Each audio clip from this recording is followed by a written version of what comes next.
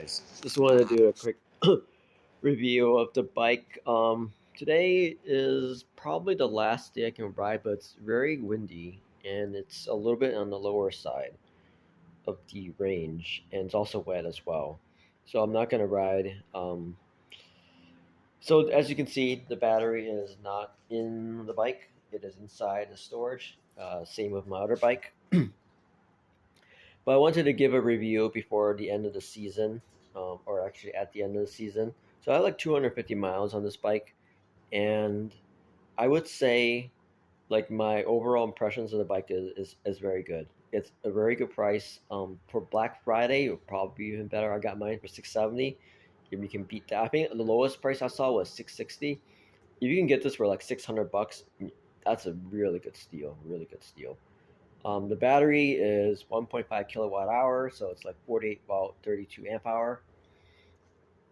It is no name sales cells, but for me, I ride the bike at like usually at pedal assist around like 12 to 13 miles with pedal assist, and so that's perfectly fine for me. Sometimes I would gun it when I'm going to work at like 20, 25 miles per hour, and that would be fine as well. That's only going like 10 miles round trip. So if you have a situation like that, I think it'll be perfectly fine. Um, the obviously with the price, the battery is going to be on the lower end of quality. It's no name brands and no name cells, and most likely, they're not gonna hold up quite well if you're just gonna full throttle like max power it all the time. You definitely could, but you're just gonna deplete that battery pretty quickly because of the cells. Again, I'm of the school that this is more of an e-bike, not a actual like moped. But there are situations, obviously, that you need to go fast, and this bike can definitely do that, such as short rides, for example, to work, 5 miles one way for me, so 10 miles round trip. I'll definitely go pretty quick on it. Things I really like, I like the folding bike aspect of it. I was able to take this bike on a trip up north with another folding electric bike, and we were able to put it in like an SUV like this without a bike rack. So you don't have to buy a bike rack or anything like that. You can throw this easily. I think this will probably fit in your back seat of a regular sedan as well, like a Toyota Corolla. If you move the seat up, I'm pretty sure it'll fit into that area. So really convenient to take it around. And that's kind of one of the things I wanted to do with it as well. Just take it to different places in the car and, for a trip. The other thing I really like about it is it does have the blade, a higher gen, like for the price, a higher gen controller and display. This allows you to adjust the pedal assist so you're not kind of stuck with whatever pedal assist power that they have. So I put mine initially. I had mine at 11 miles per hour, but that was a little too slow. So I moved it up to 12.5 miles per hour, and I'm able to adjust all the pedal assists to match the chain ring. So if I'm in like chain ring top gear, like the first gear, right, the pedal assist is right at the correct cadence for that gear, and then so forth for second and third, which I set to around 12.5 miles per hour.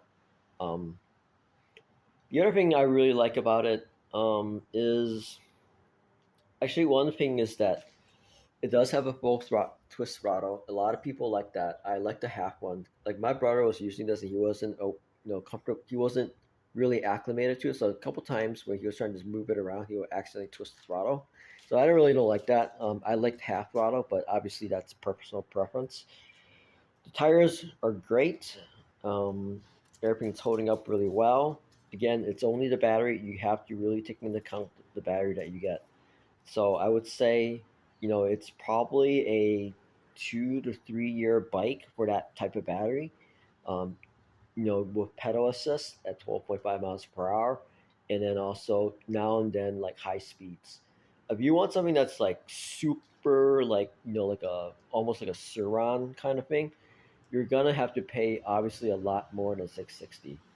Um, but yeah, so that's the brakes are good, are decent for the speeds. It rides nice. A lot of people have given me good compliments about it. Personally, I think it looks a little bit like a grandpa's bike. I like more of a sporty look. There isn't actually a folding bike that's sporty that has a decent battery, which is actually kind of crazy. I think that's a pretty big market that the e-bike market is missing at the moment.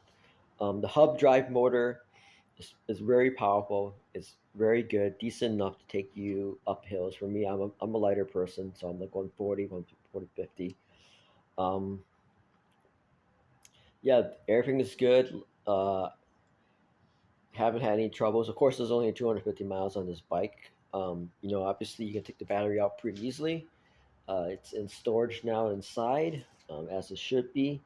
But yeah, the headlight is decent. It's a generic headlight, but it's a good headlight, and it has rear lights, rear brake light. I think that's very handy for people behind you. Um, yeah, I'm a shorter person, so like the geometry wise, it's very good for me. Again, I like it a little bit more sporty, but that is obviously my own preference. The wire management is decent. If you're really concerned, you can probably put some type of like casing here to protect the back two wires down here. They're kind of exposed, but not necessary.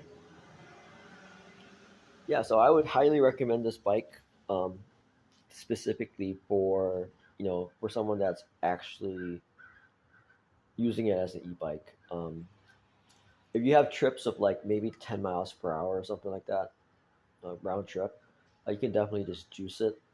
But if you're not gonna go 40 miles like on throttle only with a battery like this, it's just not gonna happen. You're gonna have to pay a little bit more, get decent, really good cells.